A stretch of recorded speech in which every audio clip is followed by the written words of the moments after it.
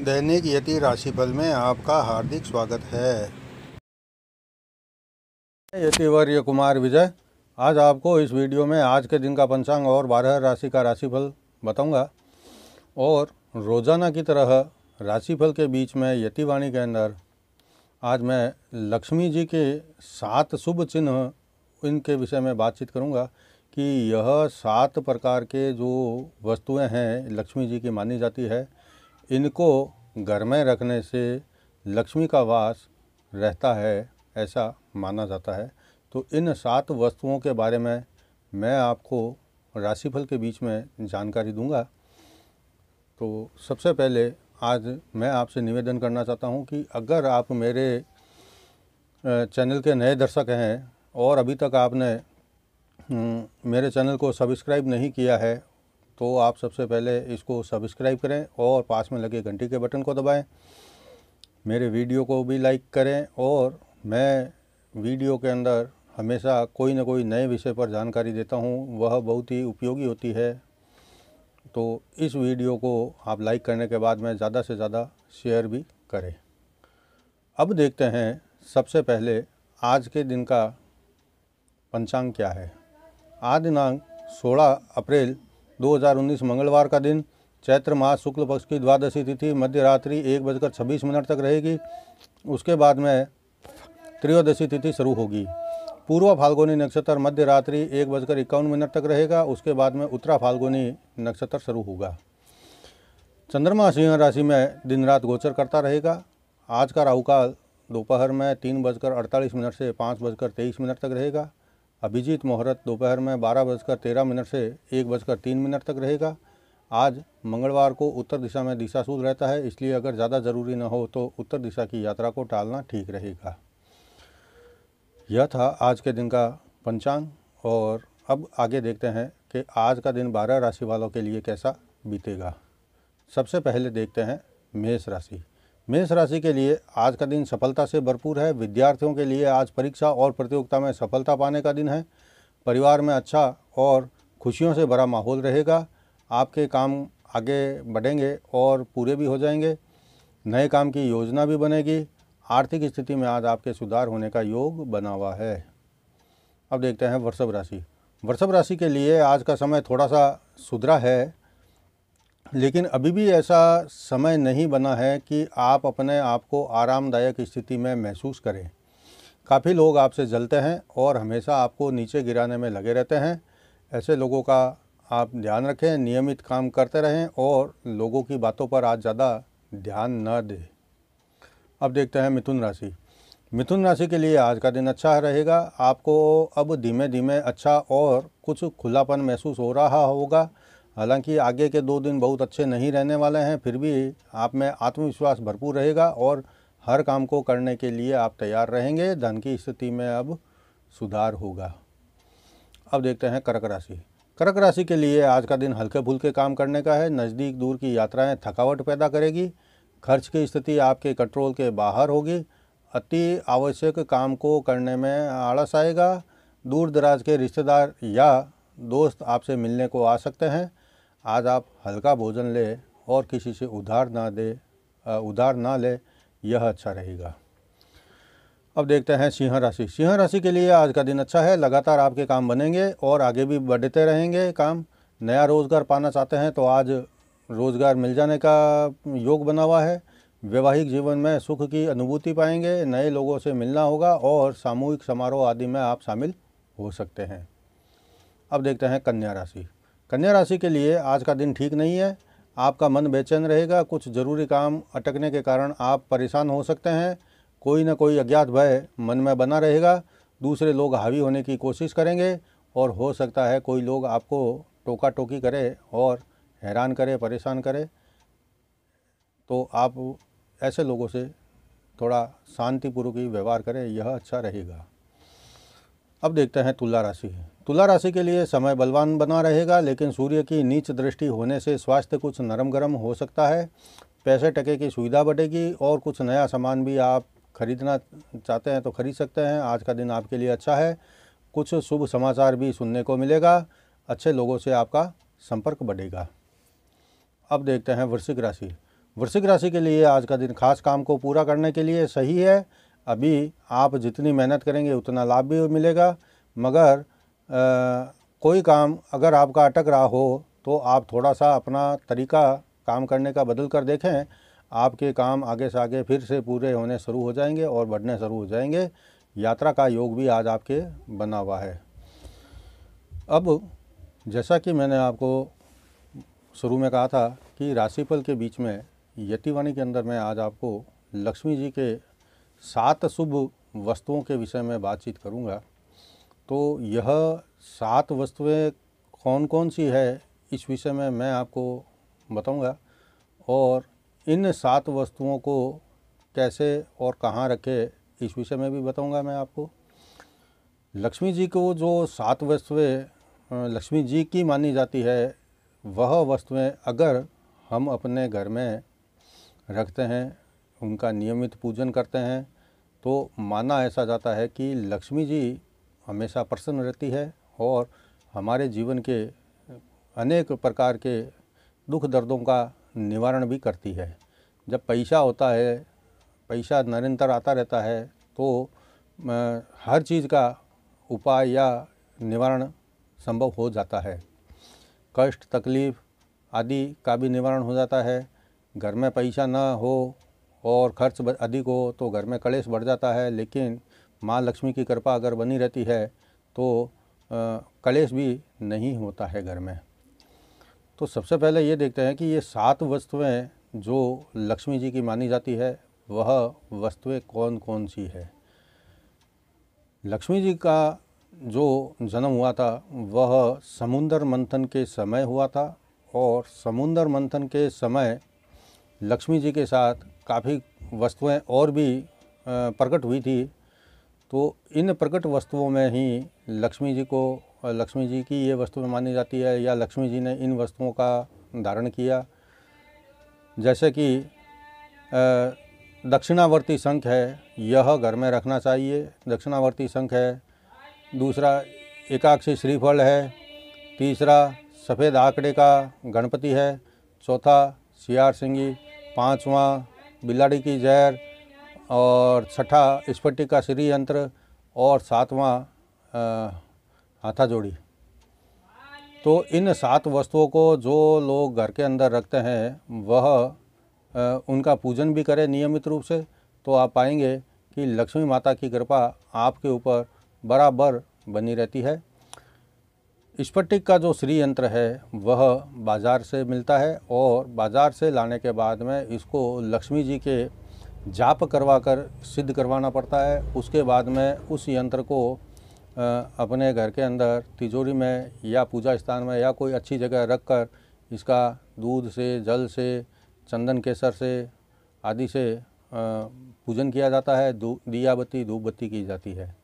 इसी प्रकार से दक्षिणावर्ती शंख है, इसका भी पूजन किया जाता है। दक्षिणावर्ती शंख जब समुद्र मंथन में से निकला था तो वह विष्णु भगवान ने अपने हाथ में धारण किया था, और दक्षिणावर्ती शंख को माता लक्ष्मी जी का भाई भी माना जाता है।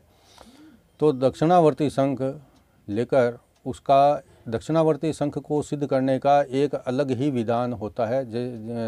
दक्षिणावर्ती शंख, सियार सिंगी, हाथा जोड़ी और बिलाड़ी की जहर, आंकड़े का गणपति, इन सब चीज़ों का एकाक्षी श्रीफल आदि, इन सब चीज़ों का अलग अलग विधान होता है सिद्ध करने का।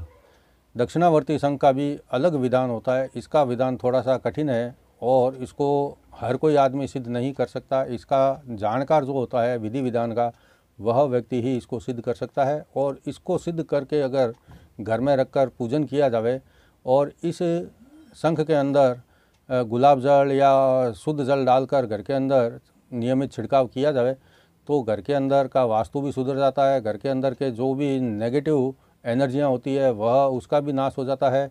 पॉजिटिव एनर्जी आती है, लक्ष्मी का वास हमेशा बना रहता है। इसी प्रकार से सियार सिंगी एक ऐसी चीज़ है जो सियार जानवर होता है, जंगल में रहता है, उसके सिर के अंदर यह पाई जाती है। जब कभी यह सियार के सिर में बढ़ती है और सियार को दर्द होता है तब सियार बहुत ज़ोर से चिल्लाता है और अपने सर को बार बार ज़मीन से टकराता है या पत्थर से टकराता है या पेड़ आदि किसी भी वस्तु से टकराता है और अंत में वह चीज़ इसके मृत्यु से प्राप्त होती है। यह भी चीज़ बहुत ही जागृत होती है। आप इसका प्रत्यक्ष उदाहरण और प्रमाण देख सकते हैं कि सियार सिंगी घर में लाए और उसका शुद्धिकरण करने के बाद में केसरिया रंग के सिंदूर में डब्बी में इसको सिंदूर से भरकर डब्बी के अंदर इसको रख दें और आप कुछ महीने बाद देखेंगे कि इनका जो बाल होता है सियार सिंगी का, वह अप्रत्यक्ष रूप से तेज़ी से बढ़ना शुरू हो जाता है। अगर तेज़ी से बढ़ते हुए बाल वाली सियार सिंगी आपके पास में हो अभिमंत्रित की हुई, तो समझो कि आपके पास में साक्षात लक्ष्मी आपके घर में वास कर रही है। इसी प्रकार से हाथा जोड़ी भी एक पेड़ के जो जड़ है उसमें से निकलती है। पेड़ के जड़ का हिस्सा होता है वो ज़मीन के अंदर रहता है।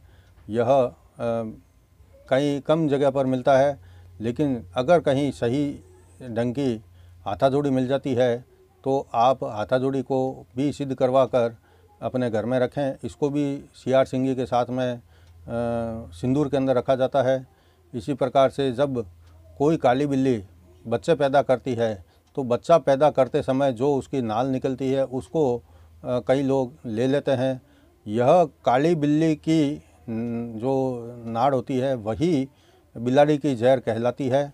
और ऐसे रंगीन बिल्ली हो, कोई पीली बिल्ली हो, लाल बिल्ली हो, पट्टील बिल्ली हो, खाकी बिल्ली हो, तो इस ढंग की बिल्लियों का जो होता है वह असरदायक नहीं होता है। केवल काली बिल्ली का ही जो जहर होता है वह काम करने वाला होता है। इसको भी सिद्ध करने के लिए अलग से मंत्र होता है।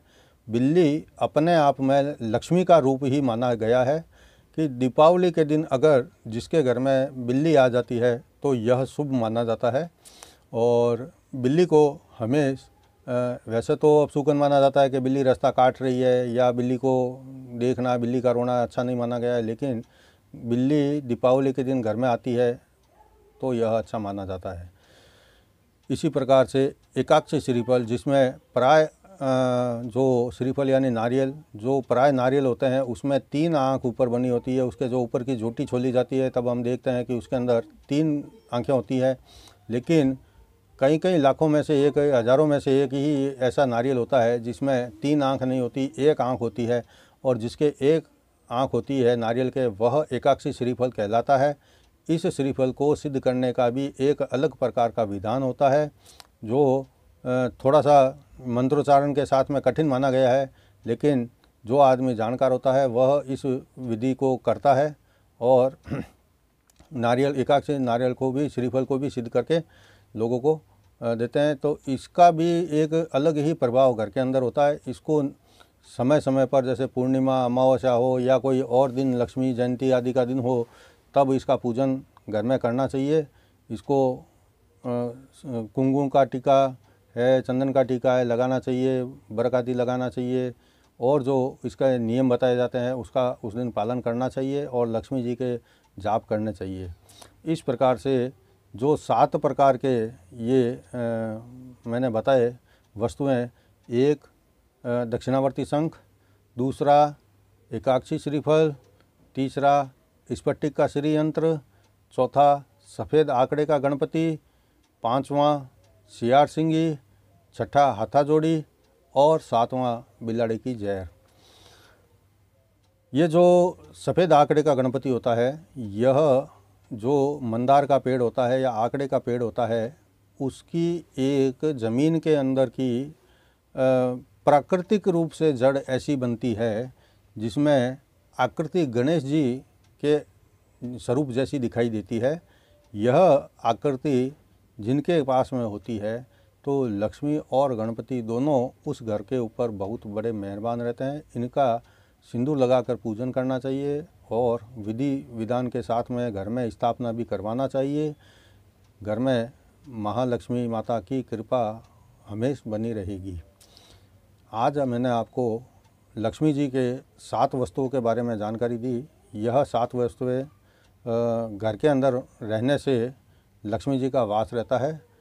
कभी मैं आपको और आगे ये जो मैंने आज आपको बताया कि हर वस्तु का जो है सिद्ध करने का अलग अलग विधान होता है, तो इन अलग अलग विधानों के बारे में मैं आपको जानकारी दूंगा कि दक्षिणावर्ती शंख को कैसे सिद्ध किया जाता है, एकाक्ष श्रीफल को सिद्ध करने की क्या विधि होती है, स्फटिक के श्री यंत्र को सिद्ध करने की क्या विधि होती है, चांदी के श्री यंत्र अगर है तो उसको सिद्ध करने की क्या विधि होती है, शियार सिंगी, हाथा जोड़ी, बिलाड़े की जहर आदि को सिद्ध करने की क्या क्या विधि होती है। यह सब विधियाँ एक दूसरी विधि से अलग अलग है और मैं इसका संपूर्ण रूप से आपको जानकारी दूंगा कि दक्षिणावर्ती शंख अगर आपके पास में है तो आप कैसे सिद्ध करवा सकते हैं उसको, या कैसे कर सकते हैं आप।